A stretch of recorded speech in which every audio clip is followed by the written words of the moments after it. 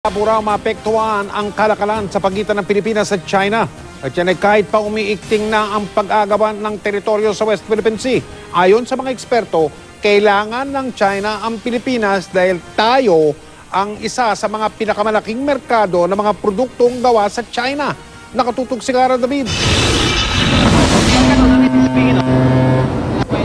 Require you order your port to 50 sea area. Over. We are proceeding to reprovision our vessel, named Republic of the Philippines Ship, number 57. Over. Sa kabila ng tumitinding girian sa pagitan ng China at Pilipinas sa pinag-aagawang mga teritoryo sa West Philippine Sea, paniwala ng Philippine Institute for Development Studies o PIDS, hindi raw lubhang maaapektuhan ang kalakalan at ekonomiya ng Pilipinas. Napatunayan na raw na matatag ang ating ekonomiya sa kabila ng krisis sa rehiyon. Kung meron lang daw tiyak na tatamaan ay ang exporters ng saging matapos ang paghihigpit ng China sa safety inspection procedures nito. We grew despite these weaknesses with our trading partners despite the global slowdown. Overall impact wouldn't be huge. But there will be sectors who would be affected, like people who export bananas.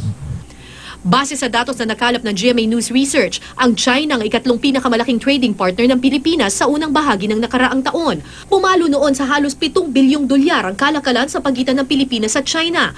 Pero kung kailangan natin ng China para sa ating exports, tila mas kailangan daw nila tayo bilang merkado. Katunayan, mas malaki ang mga produktong inangkat ng Pilipinas mula sa China kaysa sa na-export nating produkto sa kanila.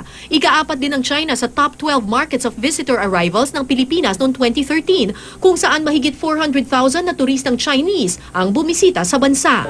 Sa palagay ng ilang eksperto, hindi gagawa ang China ng hakbang para masira ang trade relations nito sa Pilipinas at sa ibang bansa sa ASEAN na may territorial dispute din sila. It's good also to be a part of ASEAN, no? Kasi somehow, China has to think about how it relates to us as a whole, as a group. Kasi it cannot be isolated. They cannot isolate themselves. Oo, they cannot. Definitely not.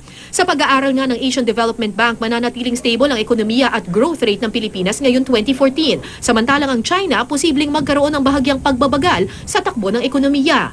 Maging ang mga negosyanteng Filipino-Chinese, walang nakikitang malaking epekto sa kalakalan ang agawan sa West Philippine Sea. Cara David, Nakatutok, 24 Oras.